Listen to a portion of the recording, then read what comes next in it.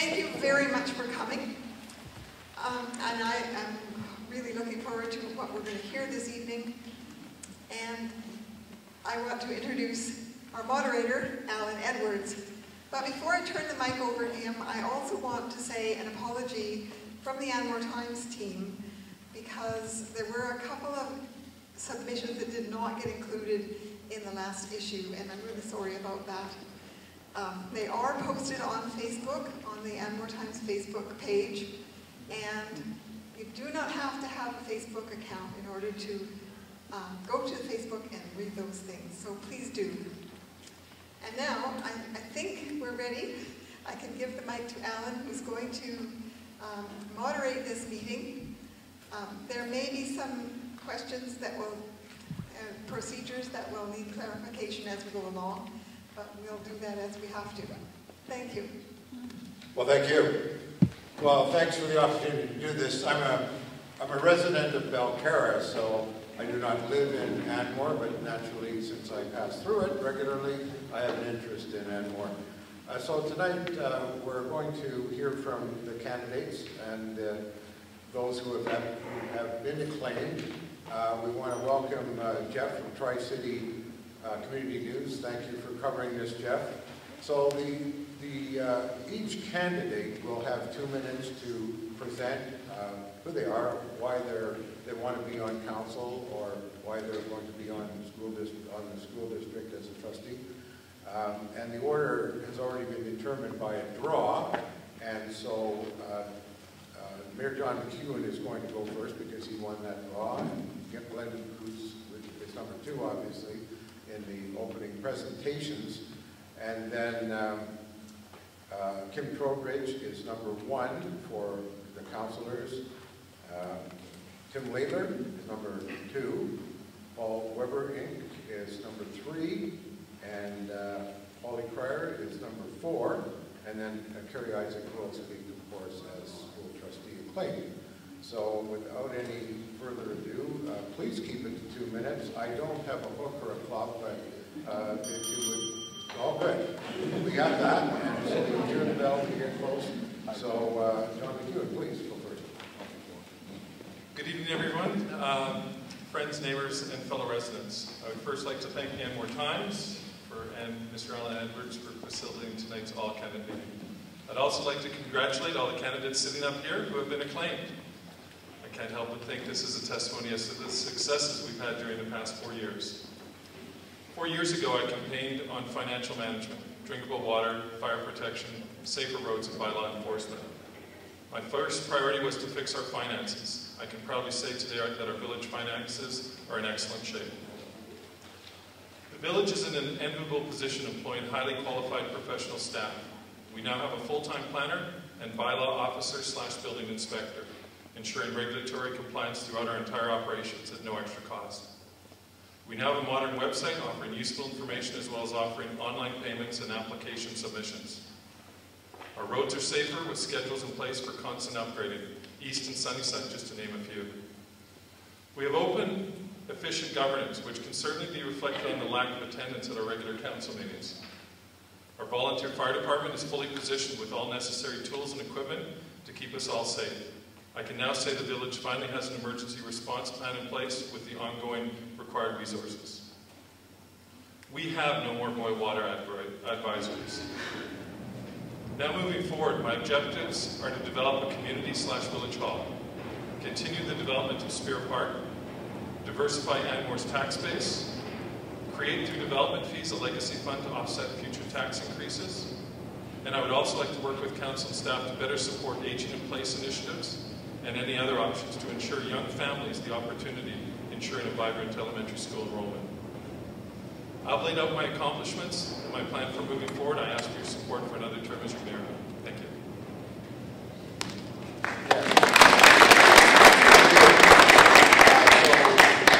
The candidate is next, Glenn Coots. You have a microphone? Thank you. Good evening. Please use the microphone.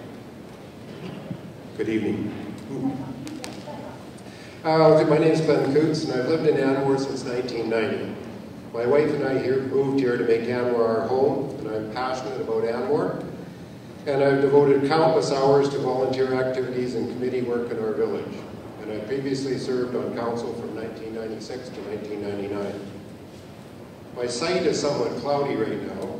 By year end, I'm due to get lenses in both my eyes to restore my vision. Similarly, I believe that Anmore's vision of itself moving forward has also become cloudy. We have talked about our semi-rural character for quite a few years, but we have come to a point where that evokes quite a different vision for many of us.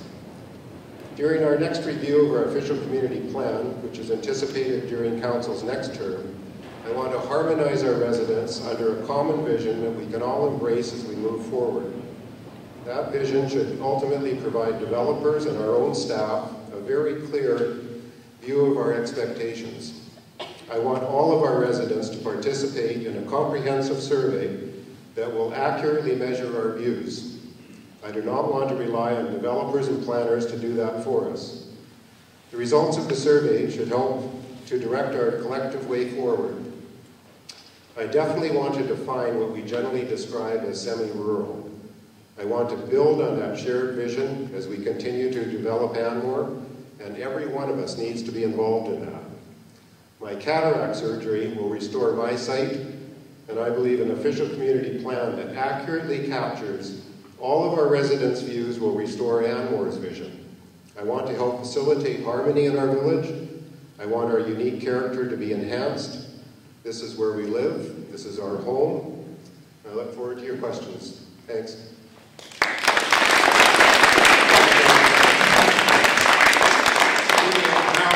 From our acclaimed councillors, starting with Kim Coburn. Thank you. I don't have cataracts, but I still can't see. Good evening, and thank you all for taking the time to come out and meet with the new council and some of the not-so-new council members as well. We only have 2 minutes, and I don't want to hear that bell, so I'm going to keep it brief and to the point. I'm really proud of what the outgoing council has established under Mayor McEwen's leadership in our first term. I'm equally excited, though, to work with the new council and try to significantly improve on what we started. We're financially viable now. We have reliably clean water, improving roads and trail systems. We were not in a position to say that 4 years ago. I think it's significant. I'm supremely confident in this new team's ability to build on what is already a strong foundation. My priority is to keep fiscal responsibility top of mind while working to improve our social, environmental, and infrastructure stewardship at the same time. There has to be a balance. I'm proud that we've operated with stakeholder input, total transparency, no self-interest, or single agenda mandates. I know this new council is determined to see that continue. I really encourage everyone to come out to the polls, hopefully in record numbers, if that's possible in a community our size, to help ensure Mayor McEwen is re-elected to keep our momentum going. Mayor McEwen is the hardest working mayor in the Tri-Cities area. I've seen it every day for 4 years, and he deserves our support. Thank you very much.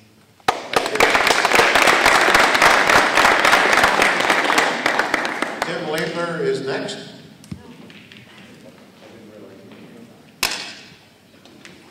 Hi, my name is Tim Laidler. I'd like to thank you all for coming out this evening, and I look forward to hearing some very diverse views and questions from you. So I'm sure the elephant in the room is I resigned last time I was elected. Will that happen again? Well, I think the circumstances have changed a great deal in the past few years. When I took over as a councillor in Anmore the last time, I'd come straight from the police. And we had processes in place that told us how we should proceed and what we should proceed with. And by following those procedures, we were able to achieve what we were trying to get to, the goals. So when I came into counselling last time, I was a little bit naive. I thought the politics, even at the local level, was not quite as cutthroat as it turned out to be. There was an ethical question came up, and I decided that the only way to deal with it was to resign, and that's what I did. Looking to today, I see a very different Anmore to what I got involved in last time.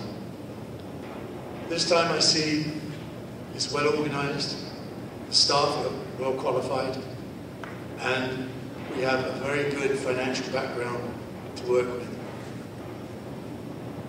I hope that as we move forward, I will be able to assist the current members of council that come back and those that are on the become members of the council. And I'll do it with an open mind. The main thing is to make sure that I represent the members of Anmore as truthfully as I can.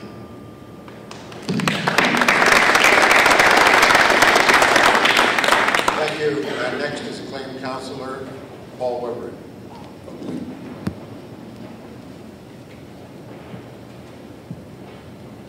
I'll try not to be too long because you guys are stuck with me for 4 years, whether you like it or not. My name is Paul Weber, and I'm one of your acclaimed councillors. I'm honored to continue serving the community that I love so much.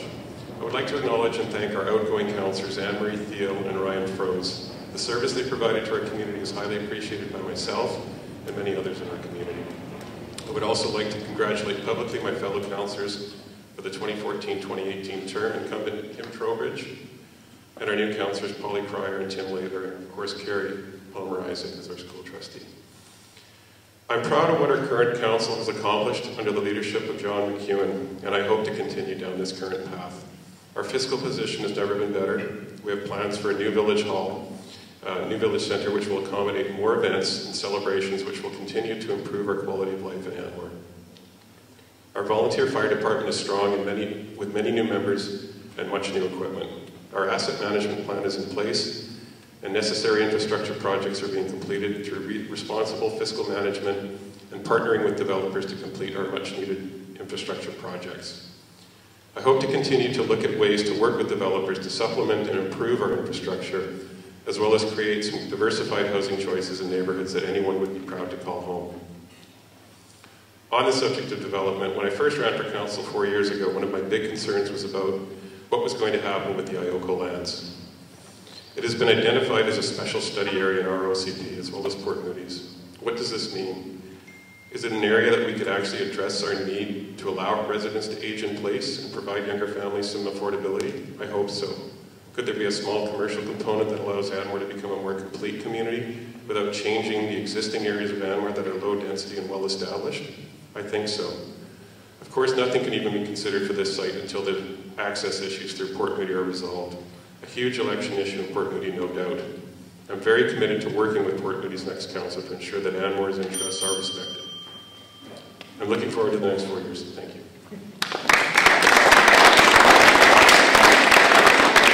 Thank you. Acclaimed councillor Polly Cryer.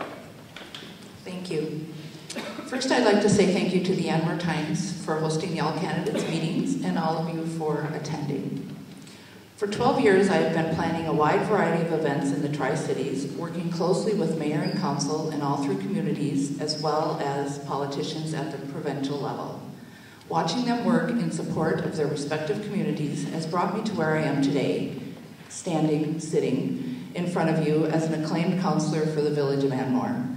Yes, there was a sense of comfort and relief knowing that I did not need to campaign for my position, but I was disappointed to not have the opportunity to knock on doors and get to know all of you. I have a strong and proven background in building relationships and connecting people. I am thrilled to be given the opportunity to utilize my strengths to navigate the exciting times ahead for the village of Anmore. It was refreshing when Mayor McEwen took office in 2014, taking the lead on joining our neighboring communities at local events and business functions. It's difficult to argue with the fact that he has made great strides in strengthening Anmore, which benefits all of us. I want to commend and thank outgoing Councillors Steele and Froese for leaving the village better than when they started. I wish them all the best and hope they are proud of what they have accomplished. In closing, I'm looking forward to getting to know my fellow villagers and working on your behalf to continue the forward momentum created by Mayor and Council these past 4 years. And you still may see me knocking at your door.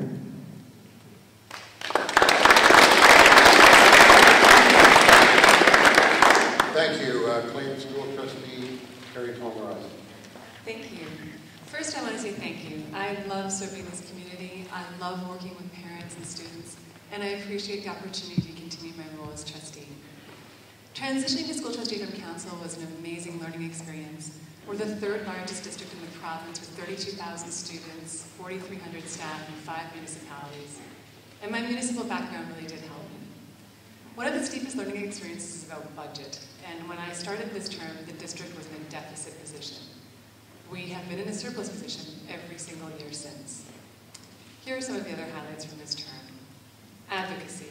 Every year I've advocated at the Provincial Select Standing Committee, and throughout the year the board advocates for funding for mental health, the student funding formula, link funding for vulnerable learners, and funding for capital projects. You've seen the changes to class sizes and composition. SD 43 added over 80 classroom spaces and over 340 teaching positions. Over the last few years, the board has worked on many projects with municipalities, turf fields, community spaces, and next is our task force on childcare. We have also been looking at how schools are built in new communities. Funding for new schools comes from the province, and only when we have students ready to fill the building. This model does not work. We're always behind. Burke Mountain is an example, Eagle Mountain was an example, and we're looking to our municipal partners to help us fix this. What does that have to do with Anmore, you can think of yourself? At some point, Anmore will require new school facilities, and when we do, we need to be prepared. Last, until I started this role, I was unaware of all of the great programs that are offered at our district. International Baccalaureate, Inquiry Hub, Trade Up Trades Program, Summer Learning. Families here in the villages may want to look to the new Moody Middle for French immersion. Your students are part of a progressive district. Top 2 for graduation rates in the province, full of personalized learning experiences, inquiry, coding, and social learning. Please check out our website at SD43, and I encourage you to get involved.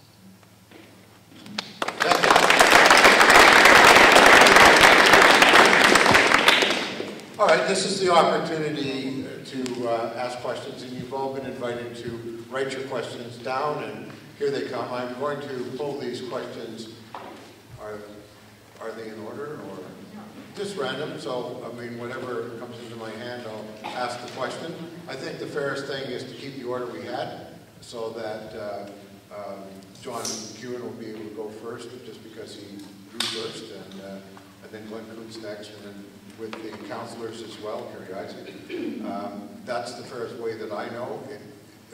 All the councillors and mayoralty candidates don't have to respond, but they can respond in that order. So, without any further delay. These people misunderstood and didn't write the question down. They put their name on to indicate that they have a question. Well, why don't you get them to identify themselves and then hand that back to them so they can write their question. Calvin Bedard, I don't think Calvin's here. Fiona Cherry. Yes. And I have a question, but I didn't know where I was supposed to do with it, so. So I'm going to start with the first question. Yes, they can. Thank you. So this is from Linda Weinberg.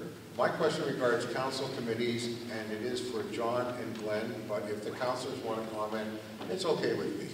In the last 4 years, the role of standing council committees in the village has greatly diminished. Council committees are now restricted from talking about any issue not sent to them by council. The Emergency Preparedness Committee was eliminated as a council committee and replaced with a staff committee which does not have open meetings or public minutes like the council committee. Committee meetings have been canceled frequently. To each candidate, what is your vision of the role of standing committees of council? Will you continue the policy of not allowing committees to initiate subjects of interest. So that goes to John Kuhn first, and then Glenn Coons. I disagree in regards to the committees. I think we actually get an incredible value out of our committees. Our Parks Committee brings forth a lot of discussion about trails, and that what was happening was is that the committees were bringing forth items that council didn't prioritize at the time, and so that's why we kind of changed the input regarding council, that it had to be a motion that was referred to from the council table, be referred to the committee would then deliberate it and give it back and answer was the most efficient way. Our APC is well resourced. We get a lot of information regarding any development that comes forward. They usually put their comments towards it. Emergency prep it was too much for a committee. We needed a full-time person. Councillor Thiel was involved in this quite a bit and did an admirable job. And so now it got to the point where we needed to. We got it to the point where we needed it to be a staff person to make sure that there was the continuity with it and follow-up. Okay, Glenn. Yes, on that issue, I really like to hear from everyone in the community. I just can't put enough emphasis on hearing everybody's input, and I look at them all as being advisory committees. So I don't want to actually give direction to the committee when it goes out to say, I shouldn't say that. I do want council to address the committees with certain actual questions, but by and large, I'd also really encourage the committees to submit anything they want in their subject back to council, because that's how council hears about things. It's one of the most valuable ways for getting the information, and I'm definitely going to be encouraging that. Thanks. Ken Corbridge. Well, first of all, I think one important issue is that we do have a mechanism for... Can't hear you. I'm sorry. If you talk right into it, it works. That wasn't the way it was in my band. First of all, I just want to correct a little something here, which I think is relevant. Committees can come up with points of interest on their own, and have done, as has the Parks Committee. And we can put that through the staff to bring that issue towards council. So it's not a one-way. This is sounding like a one-way top-down feed to the committees, and it doesn't work that way. Tim Layton. Pass? Pass. Okay, yeah. Polly Clare. I'll pass. All right.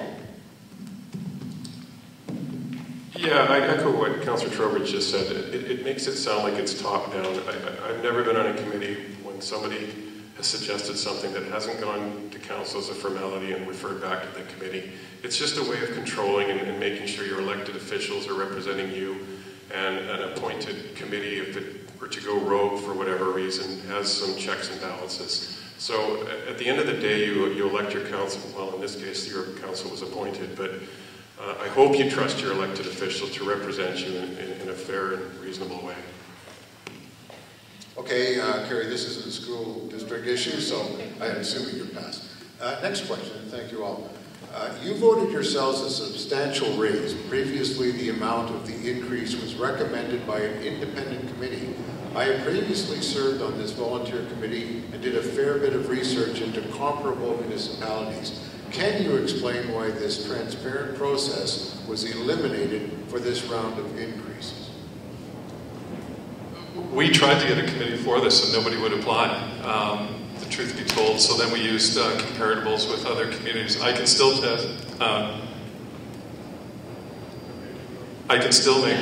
make sure everybody is aware that the amount of hours that council and mayor put in, we're lucky if we're not even getting close to the minimum wage. I personally put in about 160 hours a month.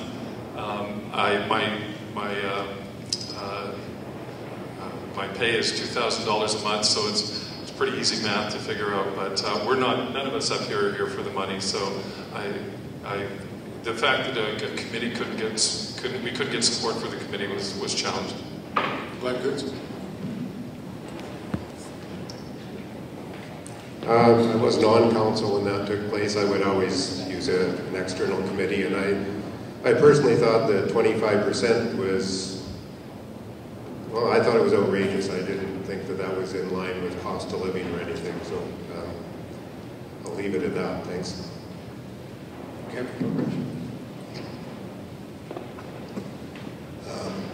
I was unaware that we got a raise.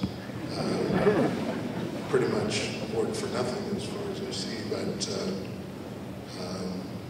if it was 25%, what do we make? We make about $1,000 a month. So, oh sorry, we make about $1,000 a month, I'm told, so I'm contemplating retirement now.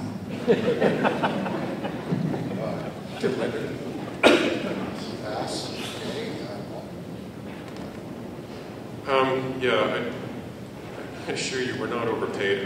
The only comment I have about that is, yeah, we did try to strike a committee. We referred it to our staff to come up with what was fair and reasonable based on what other councils were making of similar sized communities. And to be honest with you, our previous council was very underpaid. Polly? I'll just briefly say that I am not doing this for the $12,000 a year. Okay. Next question. Anmore Green Estates application for subdivision. What is the village's perspective of the development of the septic lands following sewer connection? Get that question? Anmore Green? Yeah, it's a little confusing. What is the village's perspective of the development of the septic lands following sewer connection? Right now, we're just dealing with the sewer connection. We've sent off an email to them. Septic tanks, I'm sorry. I couldn't read it. Oh, sewer connection. So as it currently stands, I sent out a letter to all the residents of Anmore Green in the past week explaining our council's position on this. We are only dealing with the connection at this point. We've asked the ministry, we actually formalized an email yesterday asking them, we had two questions that we were, final questions that we wanted answered, and we're waiting for that response. We have unanimously supported the fact that we are going to be doing the liquid waste management plan, which has till the November 30th, and these are a couple of questions just relevant to that. Glenn Goods? Yes. What is the village's perspective of the development of the septic lands following sewer connection? That's how it reads. That pertains to Anmore Green. Are you able to answer the question though? It's about the land. I don't know anything about the development of the land. I have been asked about this down in Anmore Green, and my perspective, assuming that there is a connection, and I do assume there will be a connection, is that the lands then become the same as any other land in Anmore, and a development proposal would go forward, and you'd have to get Simon for a rather you'd have to get Fraser Health approval for any buildings that were put on it, if there's going to be buildings put on it. I think there's also some issues that have to be looked at because way back when it was a manufactured home park, and there was actually land set aside for some green space and some vehicles and what have you. And then it kind of reverted into this subcompact housing zone, and those things didn't actually carry through into the zoning, and I think we'd have to look at those. But I think what you're getting, I presume what you're getting at here is what happens to do with the actual connections for the houses in there, and by me, they've got to be treated the same as everywhere else in Anmore, and would need a separate connection, or be addressed separately through Fraser Health. Can I clarify? Am I allowed to Maybe. Keep it short. Ask a question. I'm Bernie Roberts. I'm the one who wrote the question. My question is specifically related to the subdivision application that was put in a year ago regarding the development of the septic lands following the sewer connection at that time. And that application went in, and it's been in the process with the Village of Anmore for the last year. And all due respect, I'm pretty sure the village and the council and the mayor is aware of the request for subdividing that land for development. We have heard about it, but it wouldn't come to the council table because we're still dealing with the septic issue. So that is that is the only priority that the council is dealing with at this point in time. So is that clear then that right now there's no perspective on the eventual development of the land in the septic field? Not at this point. Okay, that's been answered. Any other councillors want to weigh in on this? Okay, I'll move on. Next one. Our two mayoral candidates. Will you commit tonight to make public a list of all your campaign donors and their donation amounts 1 week before and 1 week after the election? A simple yes or no answer would suffice. Thank you. That's to the mayoral candidates. John McKeown. I will be following Elections BC as per the rules and regulations. The answer is yes, and you're looking at the only person that's made a donation, and the only person I'll take a donation from is right here. Thanks. All right, this next question is from Calvin Bedard, who I don't believe is here, but he's entitled to ask a question. This question is directed to Glenn Coutts. Mr. Coutts, you have made it very clear that you are not in support of infill. Also, it is no secret that you are very much in favor of CD zoning as it would benefit you. My question is, if you become mayor, and if an issue came up regarding any aspect of infill, for example, the CAC, CAC amount, would you recuse yourself due to conflict? So this is directly to Glenn Coutts. I'm not quite sure I followed that, but I'll try my best to answer it. I definitely was not in favor of infill. I certainly didn't like the process that it took, and I acknowledge that it's happened. As to, I don't have in any way, shape, or form, can I benefit from any type of development in Anmore. I just don't even have any thought about any development in Anmore. I live on my property with my wife, and I plan to die on my property with my wife, and I don't have I can't even see how I'd have a conflict of interest, especially to do with infill. I don't qualify for infill. Does that answer your question? I'm not sure. Well, Mr. Bedard is not here, so let's assume you've responded to his question. And that was directed to you. Thank you. This question, does the mayor accept that the confirmed high level of E. coli contamination is not animal, and whether the engineering done to date confirms that on-site treatment is not an option? So this is directly to Mayor McKeown. Our engineers are accepting of that. We're not arguing that point whatsoever.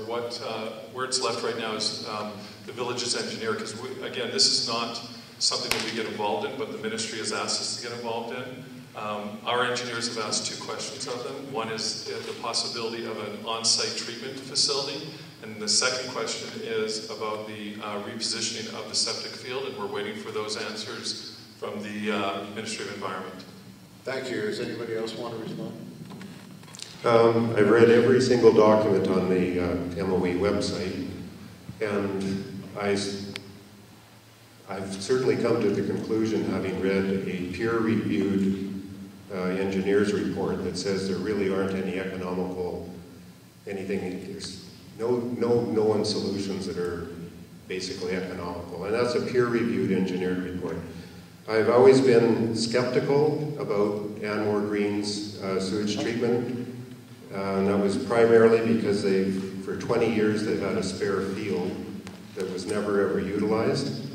But when I read the peer-reviewed engineered report that said that even if you now use the spare field and you put soil on top of it as you would for a normal innovative sewage system, that because of the cutbanks caused by both of the schools, it is no longer a viable situation. So I've accepted that. I'm not an engineer for sewer systems, but I've read the peer-reviewed reports, and so I draw the same conclusion, and my conclusion is get them hooked up.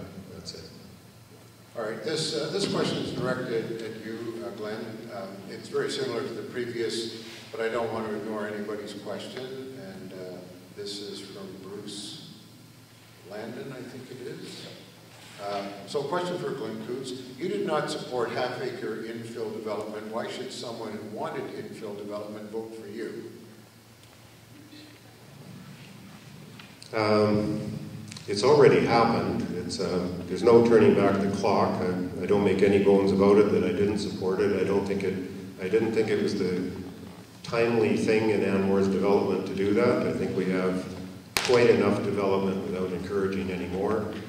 And I thought that we had lots and lots of raw land to still develop, and so basically I didn't see the need for doing that.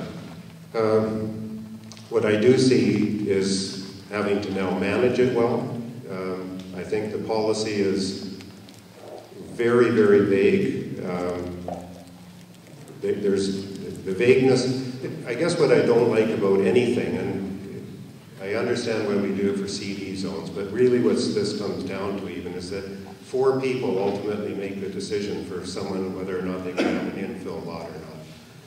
And when the policy is as vague as it is, it'll change from council to council. I think you want really strong policy, and the policy that's behind the infill thing should be like nailed down. Everybody should truly understand what it is they're getting.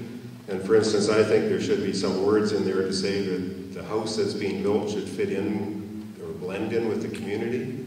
Those words aren't in there. So I certainly have a lot of issues with the policy behind it still, but I accept that it's passed, and you can't turn back the clock. So did that capture it? It certainly does. But I think, in fairness, because the issue of infill has been raised, starting with Mayor McEwen, if anyone wants to respond to that, go ahead. Infill started in this municipality, the conversation before the last official community plan, which was approximately about 5 years ago. We were in a rush, a deadline. Former mayor realized that we were coming up to the end of our term. We were about 3/4 of the way into it. We wanted to get it done, so we told people, and this is recorded in minutes, that from our former planner, Brent Elliott, hold off. Don't worry about it on the OCP. We can deal with it later on in the zoning bylaw. After I got elected, we started immediately on to the zoning bylaw and making sure that everybody, it had been long overdue. I think it was about 8 or 9 years that the zoning bylaw hadn't been updated. Several people came out to that initial meeting and said, okay, this is our opportunity to discuss infill. And at that point, our new planner, Jason, said, well, no, this is not the time. This has to be an official community plan amendment. And people felt duped, and I received many angry emails and phone calls from people. I think all of council received quite a few of them regarding this. And at that point, I said, I drafted a task force. I was not involved in it. And at the time, just as a point of clarity, I lived on a 2-acre parcel, so I didn't even apply for infill at that point. So the bit of rhetoric that's going around that I pushed this through is complete rhetoric. After the task force met, which included 2 people that proclaimed complete neutrality towards the infill, Councillor Trowbridge and Councillor Webering, they met, then their recommendations went to the APC, which debated this for, I would say, well over a year. And then their recommendations came forth to council, and council then moved it forward. So that's where infill is at right now. Thank you. Any other councillors would like to weigh in on this? Councillor Trowbridge, Councillor Breyer, later. Okay. All right, moving on to the next question. This one's from Nancy Maloney. Question for really anyone who will be on next council. The province newspaper recently published an article on municipal tax increases in Metro Vancouver since 2014. Anmore's municipal tax increase was a whopping 32.6%, second only to Lions Bay. John, Paul, and Kim were all on council in the last term when our tax increases were approved. How do you three justify that huge increase? Also, I would like to hear comments regarding from the others who will be on council regarding their opinion on the state of our municipal taxes. So, once again, John. That's a really good question. I read that as well. I can tell you right now in the last year, because I know that the numbers are much more clear to me, or I can remember them a lot clearer. Our taxation really only went up 1.2% our operating. The remaining 9% of that increase was through our capital asset levy, which we started accumulating 9 years ago. And if we hadn't, we would be facing a fairly significant deficit right now.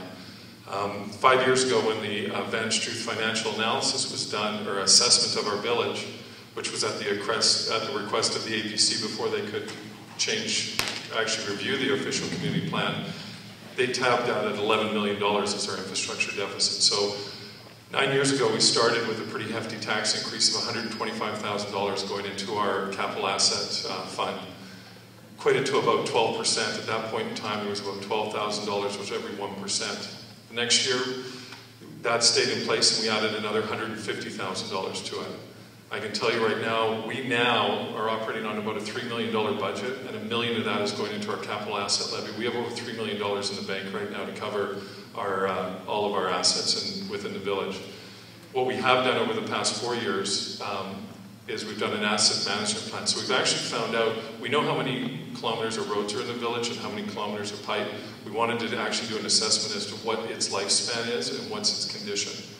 We got surprised about 5 years ago on Thompson Road when a big culvert collapsed, and we had to dip into that fund at that point in time to the tune of about $270,000 to repair Thompson. But the majority of that number, that 34% that has been pointed out, is actually to save for what wasn't saved in previous councils a long time ago. They were not putting enough money away to put us in the position. And I can tell you, other municipalities like Belcarra, Lions Bay are in a very difficult financial situation. Lions Bay has a $45 million deficit infrastructure with about 500 people. So their viability is definitely in question. Yes, that's one. Oh, sorry, you're right. Yes. Well, I think it was very fully answered by the mayor, but I will add this, that when asked how we justify it or how I view it, I view it as prudent financial management, given that in layman's terms, we were headed into a dark hole of financial deficit. There was not enough money to run the village. I think we predicted 20 years out we'd be in the unfavorable position of not being able to fix infrastructure or catch up or generate enough revenues to do that. And it's just a harsh reality. I can't sugarcoat it. It's a harsh reality. We don't have the ability to raise revenues through business taxes, commercial taxes. We have only our 800-odd residents in which to raise revenues in any material fashion. And to avoid having a situation where none of us could afford to live here in 10 to 20 years, we made tough decisions, and I stand by them. Thank you, Tim. Later, would you like to speak on? Okay, and that however. Yeah, I can't say it much better than that. They were tough decisions, but basically the way I look at it, we were just paying a lot of catch up. I don't think we're taxed more on average than similar communities. We are in very good financial position right now, and I'm willing to wear that. I always said if I get tossed this election because I raise taxes, I'm okay with that because I know it needed to be done. Okay, Pauline Fryer. I guess there's nothing else to say other than it's my understanding it was necessary. It was a catch-up that was necessary. Okay, thank you. Anybody else? Yeah, I'd just like to make a couple of... All right, go ahead. I do absolutely support the asset levy. I think it's a necessary thing. It certainly didn't start in this last term on council. It started many years ago. and it has been building. When I was on the finance committee many years ago, we started that, and it's been building ever since. I think there are definitely things that could have been done. When you're talking to, I'll put it this way, we cannot in any way, shape, or form sustain that type of ongoing tax increase to our residents. You just can't do that. It's you have to find some other means, and I think there were things such as, did we need to rebrand our village to lose the hummingbird and go with the little ATP? Was that money that was absolutely had to be spent? That could have been saved. Council honorariums, they went up. That could have been saved. I think there was lots of different things in the operating end of things where we could have saved money. But I do stand by the asset levy. The asset levy is something that is required. It's been, Anmore, certainly when I was back in 96 to 99, we were not in good financial shape, and it seemed like you were beating your head against the wall to try and get capital reserves up. I think that, you know, I remember being on the finance committee when this all started, and I actually give almost all the credit to one person in Anmore. I don't want to mention his name in case he's here because he'd be embarrassed, but he's a real whiz, and he brings with him super credentials from other municipalities, and he brought him to Anmore, and he's still a resident in Anmore and still on our finance committee, and he's been invaluable in that whole process. But on the operating side, I think we have lots of ways to save money, and we didn't do it in this last term, and that's why we got a 33% increase. Thanks. Well, thank you. This next question is from Fiona Cherry, and it's very similar to the question you answered, but I don't want to limit anything here, so I'll read the question out, Mr. Coots, and you can respond accordingly. Mr. Coots, one of the key factors in becoming mayor, I believe, is the ability to work well with others and put the interest of the community and its residents before your own. I worry that during the infill process, you challenged the entire democratic process, and you challenged the Anmore staff and council's credibility and integrity. So my question is, you are so opposed to infill. If elected mayor, are you going to work with councillors and staff and unbiasedly represent the interests of Anmore residents? Absolutely. I think the best possible council is one with 5 different views, very different viewpoints, and if everyone listens to with respect to everyone else at the table and to all of the residents in our community, then you will actually get a fantastic result coming out of that. The fact that I didn't like infill, I think you have to go back to, I guess basically I was on council 96 to 99. I saw things that happened in the 90s, and where 25-acre subdivision, every tree was taken down down from it, and out of that came, over a number of years, there was a lot of discussion and dialogue, and we came up with CD zones. And I think CD zones are a great way to develop Anmore in a semi-rural character. They leave 30% in green space, and I really like that. I didn't see how infill leaves, when you put another house and a septic field and a driveway on a lot, I didn't see how that was in keeping with our semi-rural character, and that's where I've always been. This was quite a departure in infill zoning when it was the first time that we asked for money back instead of aesthetics. We've always asked for trees back in our negotiating tools, and that's what CD zones do. We've always looked at that 30%, and it was always, in Anmore's history, that's what we always wanted to do, is maintain the semi-rural character. This I think is a significant departure from that. The fact that I disagree with it, I just look at it, I'm just another voice, and I don't know why everyone wouldn't listen to my voice with respect, the same as I'll be listening to with respect to other voices. Going around the neighborhoods, I've had some really good sit-down conversations with people that were all behind infill, and I sat in their kitchens for an hour and talked to them about it. We exchanged ideas, and And it was like just a good exchange. And I have respect for their opinions, and they have respect for mine. Some people just take an exception. I get labeled with this anti-development or something. I'm not even anti-development. I love CD zones. I think if we went to higher densities, it's the way to go, but we get green space back.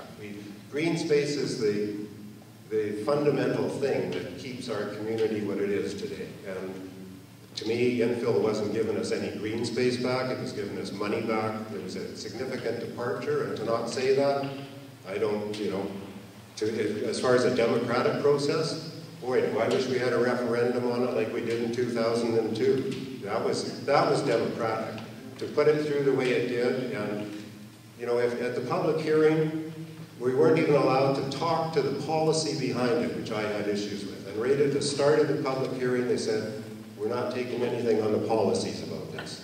So, there. If I may,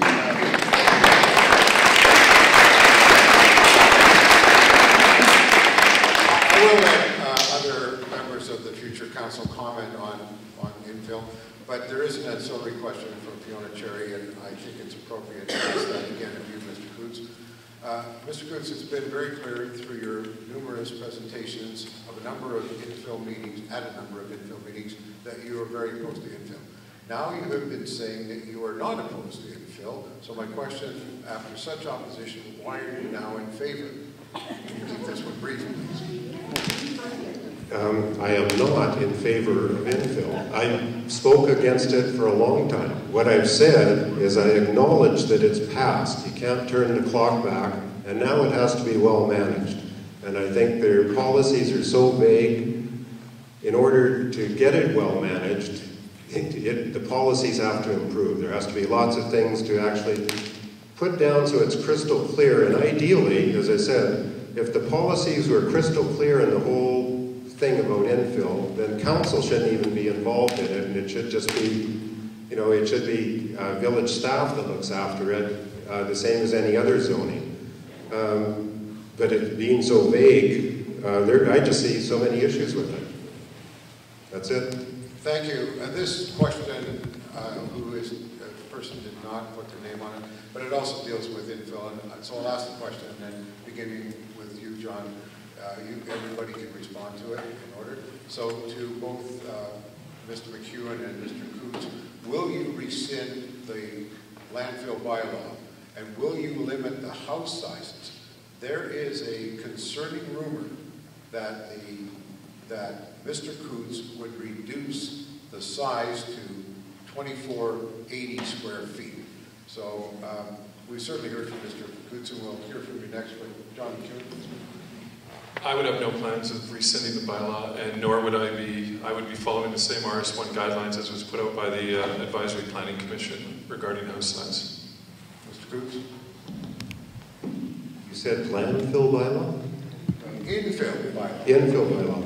Oh, the infill bylaw, I don't know we're reducing anything. What I've said, I'll give you for instance on the policy things, that the policy as it passed on the last council, just kind of all in one full swoop with the other thing, was a vague policy. But I've seen all the policies that came from the APC and stuff before, and there were things that actually had,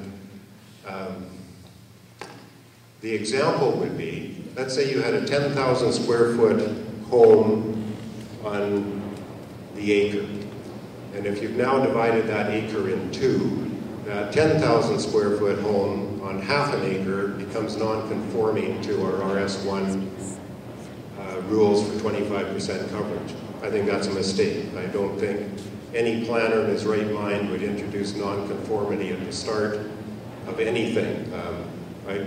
So if that's where the gist of it is, that would be a policy that I'd want to have adopted. No non-conformity. It's just a message. It's just the hassles you get with either house moving down. They were talking about house size averaging.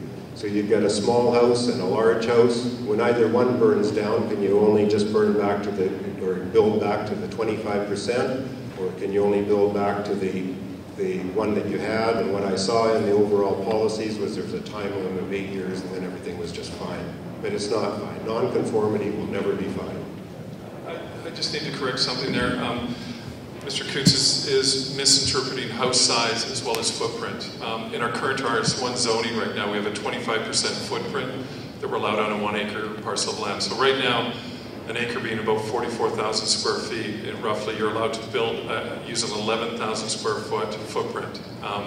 What I've read in the policy regarding infill is that 11,000 square foot footprint is divided with the other parcel that's created. So the two parcels cannot oversee that 11,000 square foot footprint. So if you have a existing house right now that has a 5,000 square foot footprint, you would in theory be able to build another 5,000 square foot footprint on the other half acre, which follows the APC recommendations, which was very similar to that of house size that's in Ravenswood, which everybody, when we tried to define what semi-rural was clearly the idyllic setting.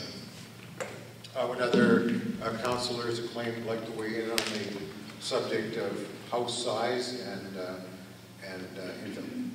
Just briefly, sorry, I'm attached to you. Yeah, no, just briefly, the assertion that the criteria is so vague that it requires council intervention is simply not factual. The criteria is quite precise, quite spelled out. Took us a year to come up with in terms of dealing with people on both sides of the ledger. The criteria is designed specifically to retain the semi-rural character of the community. That's why the setbacks are designed the way they are. That's why the minimum frontages are designed the way they are. The FSRs are that way. So it's actually very, very specifically designed. The reason that it goes in front of council is so that people who may not qualify 100% on the criteria alone have the freedom to come and make their argument and speak their case in front of council. The other reason is so that if there are issues, even with qualifying homes, that don't retain the semi-rural character, council has an opportunity to view that and intervene. Thank you. Tim Laidler, any comment? Paul Weber? Okay, nothing more to say, Paul Carter. All right. Moving on to the next question, which is on a different topic. Do you support Anmore's request to bury BC Hydro's power lines underground? So we'll start with McHugh. I've been a strong advocate for, I think we're being treated unfairly in regards to the power lines that are going through the municipality. I've met with the group, I think yours is here, I saw him earlier on in regards to things, and I've been an advocate, gone to several meetings with them, lobbying Rick Lumac. It's about a 1.6 kilometer span from the top of Leggett over to, I guess it would be past Fern.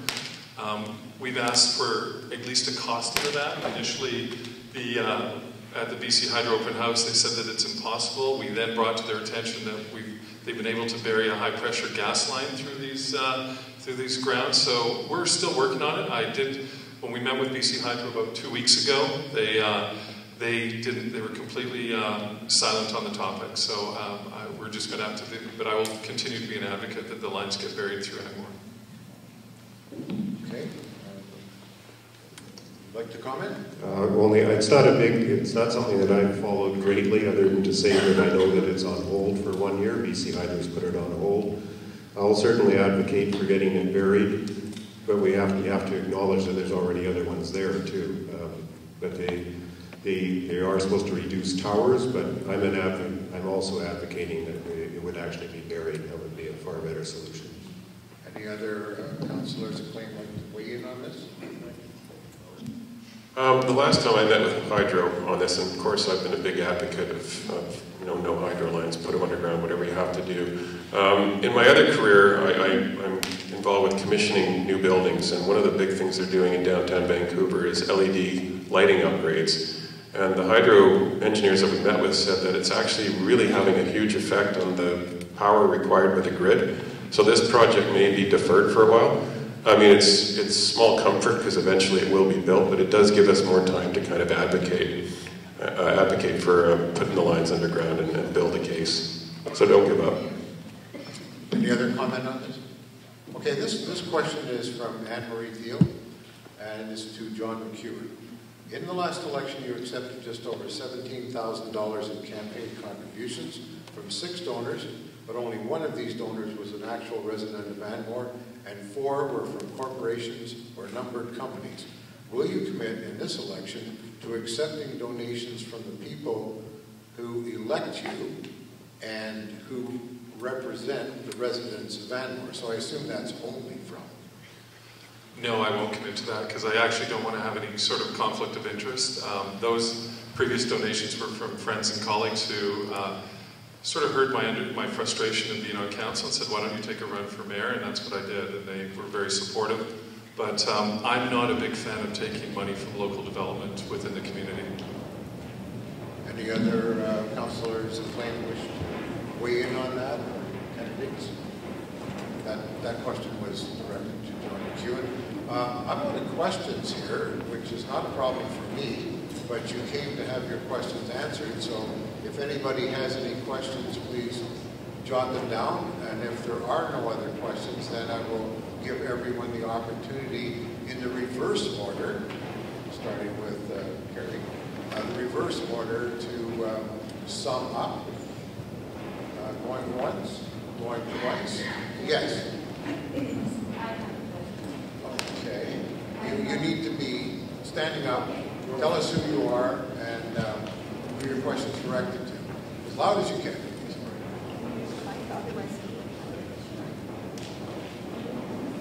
Thank you. My name is Joan Walker, and I live at 110 Hemlock Drive. My question is for Mr. Coots, and it's from my husband, who unfortunately could not attend this evening due to another commitment. This question to you, Mr. Coots, is, if elected, is it your intention to continue your negative thoughts and expressions many of us have seen and heard at previous public council meetings? Or are you prepared to work with your council to continue the forward-thinking approach to governance here in Anmore? Mr. Coots. I believe I already answered that. I will listen with respect to everybody on council, and I'm hoping that they listen with respect to me. We all have different values and views on everything, and if we listen to with respect to each other, the best possible solutions will come out of that. Because I have a view against someone else, I don't see that as a negative. I think it's a good starting point for a discussion, and you actually get a better result if everybody actually listens to each other with respect. That's it. Thank you. Are there any other questions? I don't want to limit this in any way. Yes? Did I just ask it? Yes, Mike. Hi, I'm Heather Anderson. John, I want to clarify something you said. You said you didn't accept any money from people connected to Anmore development in the last election? The majority of it. No, I don't know who, I don't have that list. Okay, well, I have a list of your campaign contributions, and you accepted $5,000 from an executive of Pinnacle Ridge. Do you have a question? So, how do you justify that? I wasn't aware of that. It's right here. Is that your response? Well, okay. These have been public knowledge for 4 years. I'm sorry, I don't remember that. It's been listed out to Elections BC for 4 years. So but you came from Pinnacle Ridge. You accepted $5,000. Okay. That's been acknowledged. All right, thank you. All right, now it's time, I think, for closing. Oh, I'm sorry, I didn't see your question.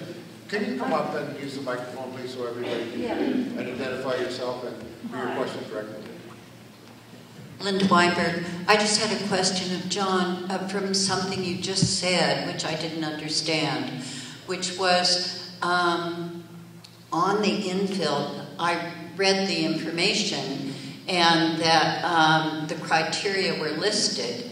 And what you just said was that if people didn't fit the criteria, that it would come to council and then council would make a decision. Wouldn't that be something that would go to, why would that go to council? I think you're directed, it was Councillor Trollberg.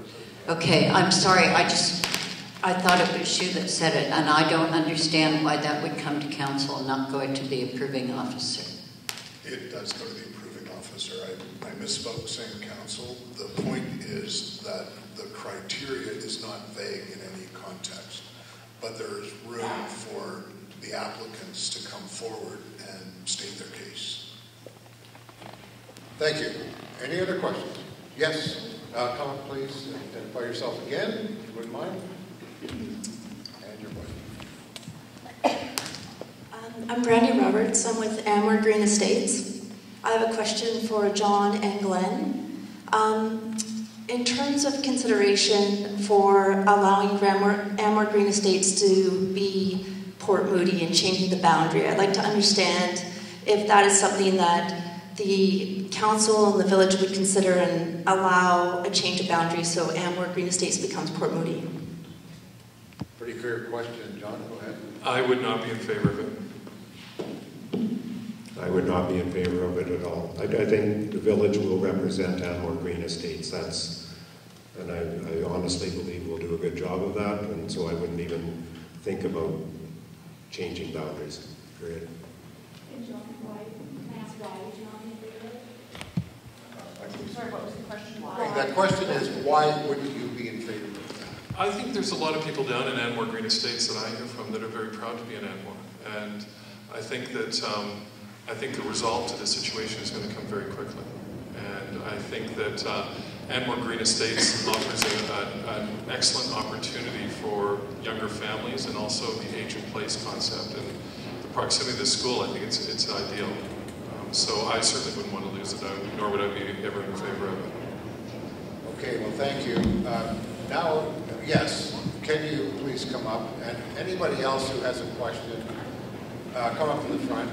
We'll just get this done this way. Identify yourself, take the microphone, identify yourself, ask a question, and we'll get through it. Yeah, I actually have two questions, but I'll throw you a softball. This is for John.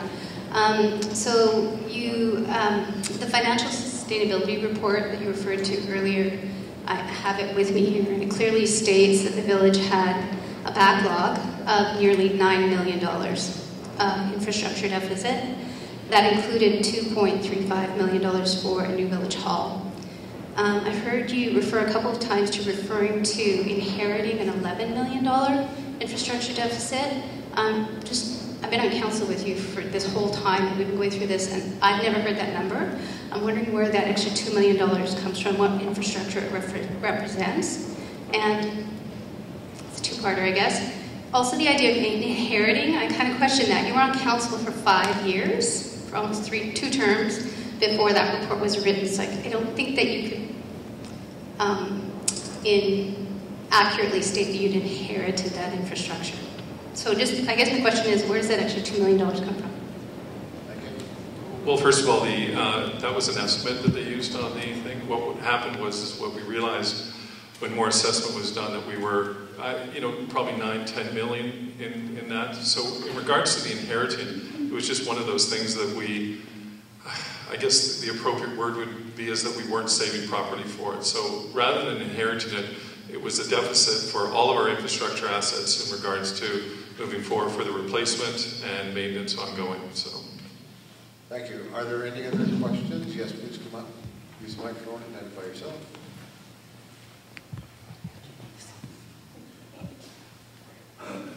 This question is... my name's Fiona, but this question is actually from Lynn Burton. I'm sorry... I'm so sorry I'm not able to ask this question in person. My name is Dr. Lynn Ellen Burton, Sugarway Mountain. I've broken my leg and my mobility is severely restricted at this time. As the founding editor of the online Anmore Alternative News since 2008, I've attended Anmore Council meetings for the past 10 years. During this time, I have not seen Mayor candidate Glenn Coots at any of the meetings until very recently. This absence includes when the 100-year-old Montmory House, which has served as Anmore Village Hall since incorporation, was decommissioned in 2012 under former Mayor Heather Anderson because of a possible squirrel infestation. My question is, given that the former Anmore Village Hall was demolished in 2018, what creative ideas do you have to fund a new Village Hall, which does not further build on the backs of the long-time tax-paying residents, many seniors like myself? Thank you. That's directed to Glenn Coots, but anybody can respond afterwards, Glenn. The Village Hall, it actually had a separate reserve fund for the Village Hall for a great many years, and we were putting money aside for it. If you recall, back in 2009, I believe it was, we had an actual plebiscite in the village and we turned it got turned down. We've had funding from developers already. We had funding which was in a reserve fund. There's, for an example, there's another development that's being proposed where we're going to get back $493,000 in a CD zone. That's another source. I think community grants are another source, a big source. I don't have an issue with even waiting a little longer if need be. I think I would like to control our spending and save for it. And when the problem that happened in 2009 is that our citizens really said in the referendum, democracy rules, no, we're not willing to fund it like that. We're not willing to borrow money for it. So we have to go on and save and save and save, and when we have the money, we'll do it. And I think we're ever so close already. I'm not worried about getting the Village Hall built in the near term. John, we currently have $1.4 million. Part of that is the Smurthwaite money when Ravenswood was developed. As Glenn was saying, we have a proposal in front of us. I certainly wouldn't want to be approving a CD zoning just on the basis of getting that money to build a village hall. I believe that the infill, the purpose of the infill was to help fund that through the people that were benefiting of rezoning. So we'll see what happens with what the uptake is at after the election. But we have a good amount of money to get started. I'd also been lobbying the federal government. We have been getting not our fair share of funding. Belcare, which is about a third of our size, received about $4 million over the last 10 years. And I talked to Finn Donnelly, our local our MP now, and he did an analysis. We received, I think it was $250,000 over the last 6 years. So there is a huge inequity, and I've been reaching out to Ron McKinnon, our local Liberal MP, because next year there's going to be a federal election, so I'm hoping that we can get some funds at that point as well, and I've been lobbying him quite aggressively. Any other acclaimed councillors like to weigh in on this? Yes, no? Okay. Any other questions before we move to our closing statements? Okay. Microphone, please.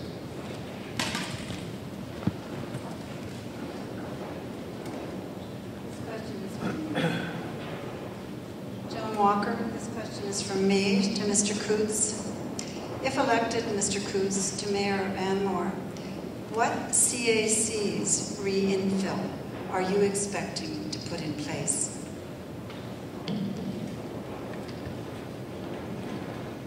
I'm not expecting to put CACs in place. They're already in place, and it was arrived at by the existing council. Okay. Go ahead. To be honest, and to have some clarity, they weren't derived by the existing council. They were derived from a land economist who did a full analysis, came and did a report. There was an open Q&A that people were able to ask questions and answer to be able to get the analysis. Okay. Anybody else like to comment on that before we move on? Any questions before we move on? Okay.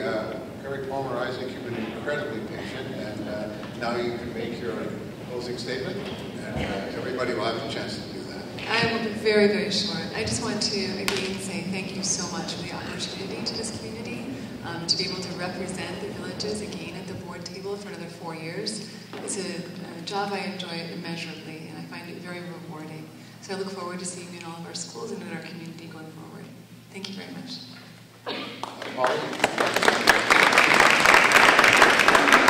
Thank you. I don't have a lot to say, and that's unusual for me. And I just have limited knowledge right now about a lot of things. things in the community, but I'm very excited and anxious to learn from everyone and listen to what you have to say. And on the topic of listening, there's been a lot of comments about listening to the people in the village, and I also think it's very important not only to listen respectfully, but to also speak respectfully to your fellow villagers, mayor, council, school trustee. I think that's very important as we move through the next 4 years, and I'm very much looking forward to working with everyone. Thank you. Yeah, I would say tonight's been a very good example as well. Everybody's been very respectful. So, Councillor Webring? One of the reasons I ran again is because I've been very well treated by the residents in this village, and I've tried to make myself available and open to talk to people about anything. We have an informal meeting every Friday at Moody Ales with Anmore residents, and Linda Weinberg beats the hell out of me, and we have some really good dialogue, and I appreciate it. I've enjoyed this position. I enjoy representing the village, and I'm looking forward to continue to doing so. Kim Laidler.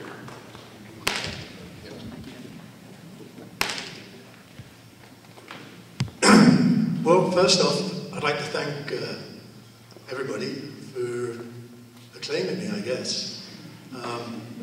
If there was any real objection, I'm sure somebody would have stood against me.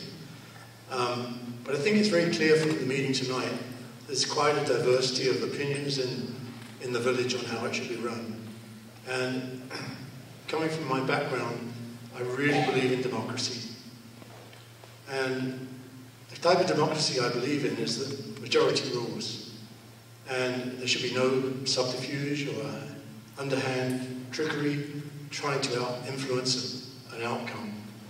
And so if anybody here has got something they want to say, I'm more than open to listen to them. And I'll tell you if I agree, and I'll tell you if I disagree. But if the majority say that's the way it's going to be, that's the way I will support it, whether I believe in that particular issue or not. Thank you. Thank you. Kim? Yes, I too would like to thank everybody. I really appreciate people taking time out of their day and coming out and showing interest. I chose to run again because I had a deep-seated sense of masochism and a deep-seated love of this community. I think we're on a great trajectory, and I wanted to participate in seeing that continue and get even better. So thank you all, and please take the time to get out and vote, regardless of who you're voting for. Get out and vote. Exercise your voice. Thank you. Glenn Coots, a word? I want to thank the Anmore Times for organizing this meeting and to thank everyone for coming out tonight. I hope you have gained some insight about all of us. Having already knocked on just about every door in Anmore, many of them twice, I've already had a chance to speak to many of you. I'm listening to your concerns and answering your questions. Going door to door is really valuable, not because you'll necessarily be voting for me, but because I learn how the community feels and the difficulties that you are encountering and dealing with various issues. It'll help me make informed decisions moving forward. I still have doors to knock on where people were not home, and I look forward to speaking with all of you on a one-on-one basis. I appreciate that we have different visions about where Anmore should be in different time frames. Most of us moved here to make our home in this special setting that is still distinctly different than our neighboring metro region. It would be an honor to represent you as we work forward to retaining Anmore's special character. Thank you very much.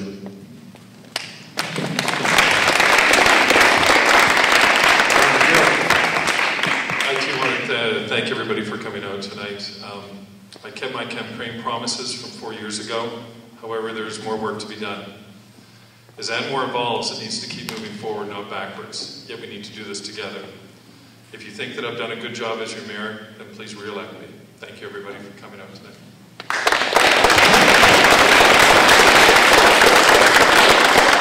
Thank you for attending, and thank everybody at the table here for being so willing and open to discussing issues and opportunities for Anmore. It is a beautiful community.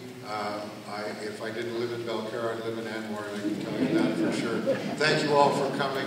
been a real privilege to be with you tonight. I've learned a lot, and I believe a lot of the people at the table can stay behind for a few minutes and talk to you informally. So have a wonderful night and a safe trip.